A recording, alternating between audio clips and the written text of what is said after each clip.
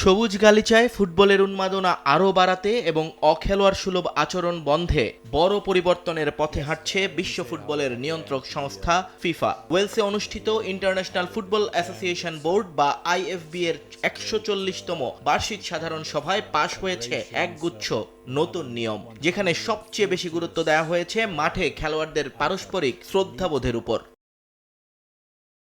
মূলত সম্প্রতি চ্যাম্পিয়ন্স লিগের ম্যাচে ভিনিসিয়াস জুনিয়র এবং জানলুকা প্রেস্তিয়ানির মধ্যে ঘটে যাওয়া তিক্ত অভিজ্ঞতার পরই এমন সিদ্ধান্ত নিতে বাধ্য হলো ফিফা। সেই ম্যাচে মুখ ঢেকে গালি দেওয়ার অভিযোগ ওঠায় প্রমাণের অভাবে রেফারিদের কাজ কঠিন হয়ে পড়েছিল। এখন থেকে এমন আচরণ করলেও পড়তে হবে শাস্তির মুখে।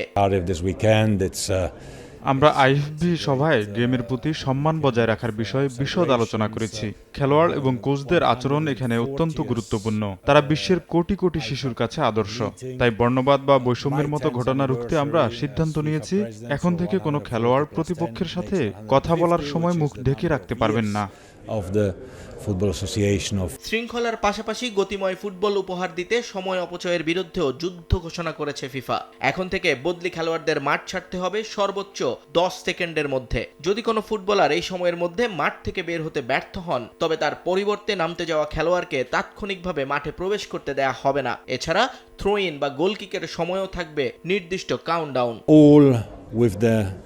আমরা ফুটবলের আইনগুলোতে কিছু পরিবর্তন এনেছি যেন খেলাটি আরো দ্রুত এবং দর্শকদের জন্য রোমাঞ্চকর হয়। সময় অপচয় কমানো এবং ফুটবলকে আরো বিনোদনমূলক করা আমাদের লক্ষ্য। ইনজুরিতে কেউ পড়ে থাকলেও তাকে দ্রুত মাঠের বাইরে গিয়ে চিকিৎসা নিতে হবে। এটি ফুটবলকে আরো স্বচ্ছ করবে।